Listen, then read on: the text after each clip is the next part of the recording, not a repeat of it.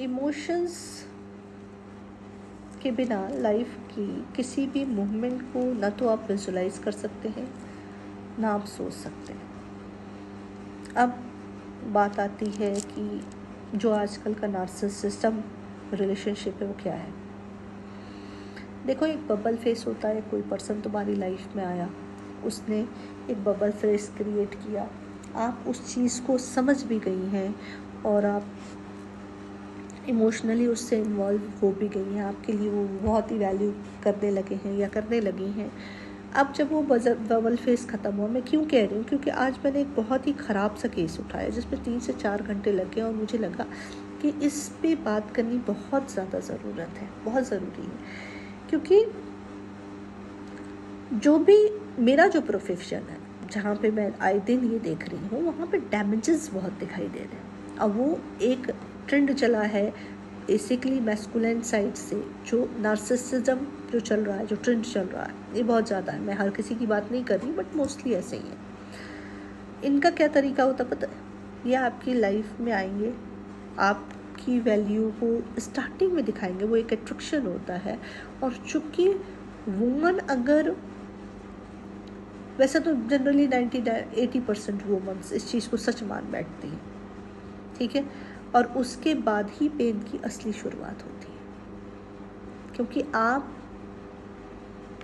जिस चीज़ को सच मान रही हैं, जिस अट्रैक्शन को सच मान रही है, वो कुछ दिन बाद वो आप उनके लिए एक ऑप्शन है। वो फिर वो खेल के छोड़ देते हैं, वो ख़त्म हो जाती है, वो चीज़ें उनसे ख़त्म हो जाती हैं। और उसके बाद वो हर वक्त आपको ये एहसास करा देते हैं कि आप उनकी लाइफ में कोई वैल्यू नहीं रखते, ठीक है, कोई वैल्यू नहीं। आप एक्सप्रेस करते रहो और ऐसे रिश्ता जब गहराई से जुड़ जाता है, आप बड़े गहराई से जुड़े हुए होते हो, तो जाहिर सी बात है मूव करना मुश्किल होता है। मूव आप कर नहीं सकते, तो आप फिर क्या करते हो? आप उसको फेस करते हो, ठीक है।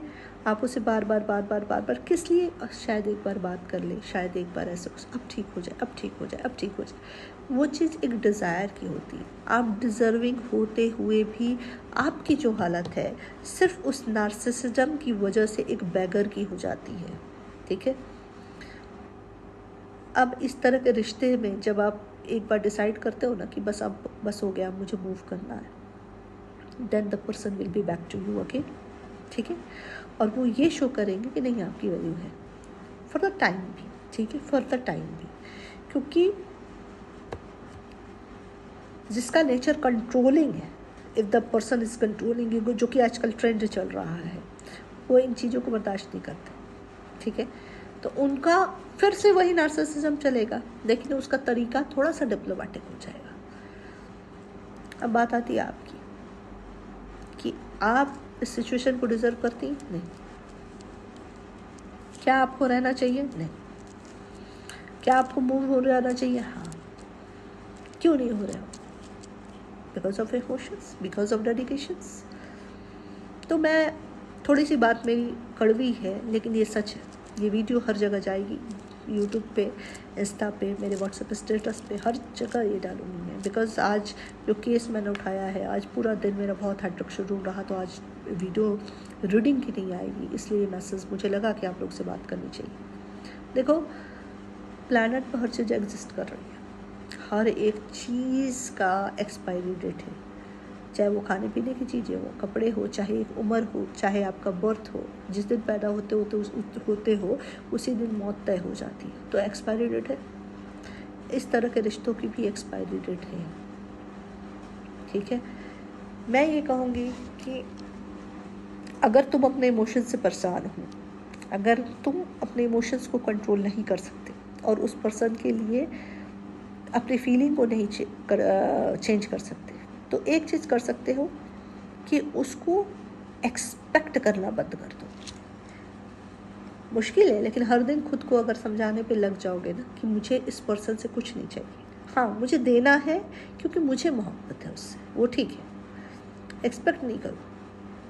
क्योंकि जहाँ एक्सपेक्टेशन रहेगी वहाँ पेन का इंक्रीज होना तय है। अब वो बंदा, तुम एक्सप्रेस करते रहो, दो चीज़ें हैं, आइदर उसके दिए हुए पेन से या तो क्विट कर जाओ, इस रिलेशनशिप को छोड़ के आगे बढ़ जाओ, और अगर नहीं कर पाते हो तो जो तुम्हारा रवैया है वो एक्सप्रेस करते रहो, उससे पता है क्या होगा, उसकी दी हुई हर चोट की एक लेयर तुम्हारे अंदर बनती जाएगी और एक टाइम ऐसा आएगा कि उसकी वैल्यू तुम्हारी नज़र में ख़त्म हो जाएगी। और जिस दिन वो ख़त्म हो गया, वो इमोशंस ख़त्म हो गए, उस दिन तुम्हारे लिए मूव करना आसान हो जाएगा। तुम्हें लेकिन हर वक्त इस पे काम करना होगा, हर वक्त एज ए एब्जॉर्वर तुम्हें बनना होगा। और जो पेन तुम्हारे अंदर चल रहा है, जो पेन उसके दिए हुई हरकतों की वजह से जो पेन हो रहा है, उसको एडमायर करना होगा, उसको लेना होगा अपने अंदर और फिर शांति से बैठ के सोचना होगा। और फिर ये सवाल आएगा क्यों। जब तुम इस इमोशंस की फ्रीक्वेंसी में जाओगे ना, वाई मी, क्यों मेरे पास हो रहा है ऐसा, क्यों ऐसा कर रहा है, उसके नज़रिए से जब सोचोगे तो उसकी नज़रिए से they are very practical, they are very logical, ठीक है। तो उनके लिए तुम एक ऑप्शन हो, ठीक है।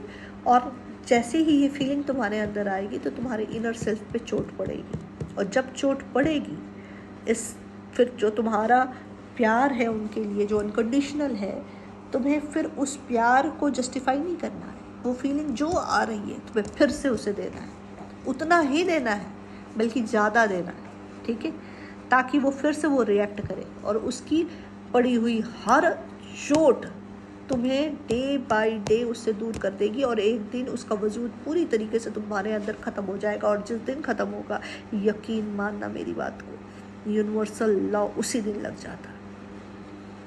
तो दो ऑप्शन है, आइदर इस सिचुएशन को लात मारो या तो निकल जाओ। और नहीं निकल पाते हो, if someone will give you pain again and again, either move, either quit, either wait for the time till that person